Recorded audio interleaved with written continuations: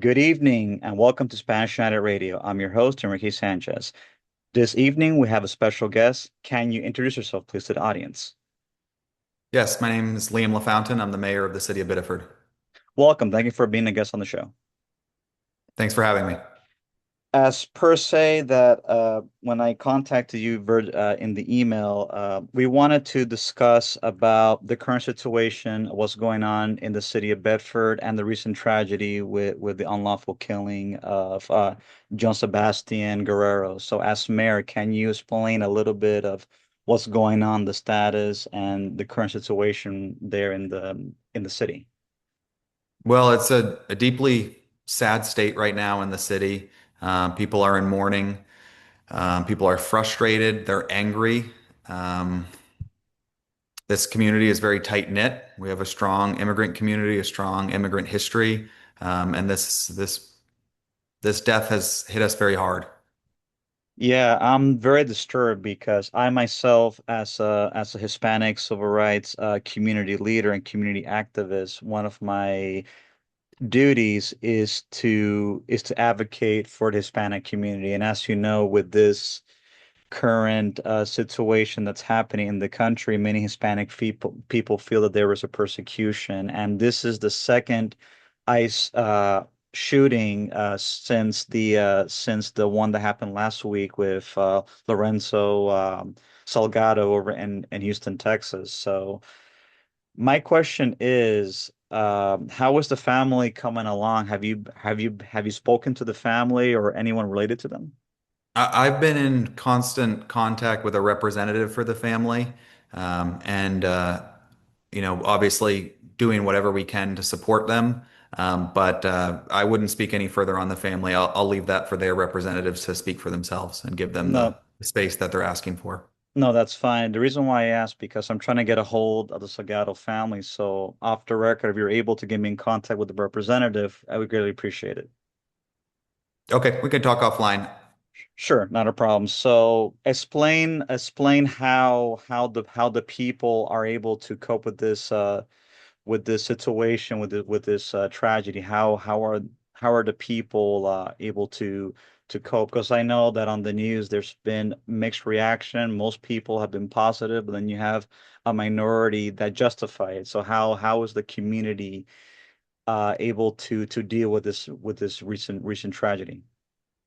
Well, in the evening after the killing, um, residents across Biddeford and across Maine came to Mechanics Park, which is just down the street from the site of the incident, and were protesting. And there was a very large turnout in the hundreds of people that were looking out and supporting immigrants in our state and his family as well. So that's been part of the response. And then you also have an activation of networks that were formed back in January when the federal government and ICE were doing their Operation Catch of the Day, and many immigrants in our community um, were struggling and weren't feeling safe coming out of their homes. We're seeing that again now. But there are networks, mutual aid organizations, and local immigrant organizations like the Maine Immigrant Rights Coalition, an umbrella organization that works with many immigrants to be able to provide support. And the city itself, we are partnering with mental health providers to ensure that we're getting resources to individuals where they need it, for those in the neighborhood, for those who may have observed or witnessed either the shooting or the aftermath, and just anyone impacted to be able to have the resources for them there. You also see, stand-up food pantry and food distributions going on. So there's efforts to meet basic human needs, emotional needs, and to try and support those reeling from this tragedy. Right. Because I also read on the news that, when the tragedy happened, Mr. Guerrero was not the person they were looking for. So do you believe it was a mistaken identity where they may have found his address of a previous person they were looking for and then they targeted him in that I in that way? wouldn't Or speculate on what ICE was doing, but I have heard the same reports that he was not the individual that was a target for. He was not the target on the warrant, and that's just devastating because this all could have been preventable, and it's absolutely. a tragedy in our city, in our state, and our country. And I know There are many people I've heard from in Colombia that are frustrated and really an international incident.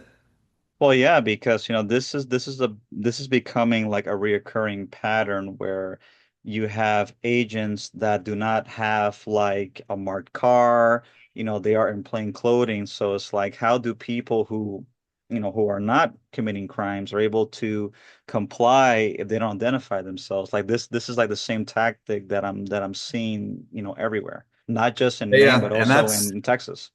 that's why I'm calling for and working with our federal delegation for, um, the traffic stops to stop, make that permanent. The Secretary Mullen announced that they were going to be temporary stopping those. I think that was one step, but to permanently stop would be safer for our communities.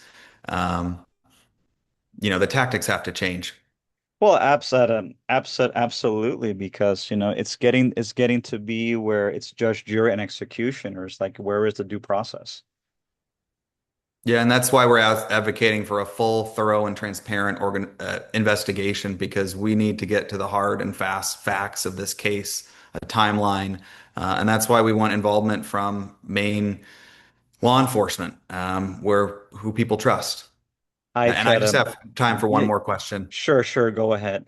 So, how do you feel that the city will move on from this tragedy? It won't be quickly. It will take a lot of time. It will take resources. There will need to be a lot of healing, which is going to happen at a different pace for everybody. We're going to need support from the state, from the federal government. This isn't something, the incident happened in an instant, but the healing is going to take months and years, and it will always be with us. Absolutely. And if there's anything the Spanish United can do on our side, please reach out to us. Thank you. Will do. So perfect. So we are to the end of our time. So I want to tell everyone that was listening, thank you for being on the show. And for all the listeners on Spanish United Radio, we are on Spanish United Facebook, Instagram, Twitter, now known as X. We're on YouTube. We are a nonprofit organization. Anyone that wants to give a donation, we are a tax exempt organization. Anything that you give will be used to help people in the community. And again, Mir, thank you for being on the show, and I will email you the link, and you can share with your colleagues. Thank you. Have a good day.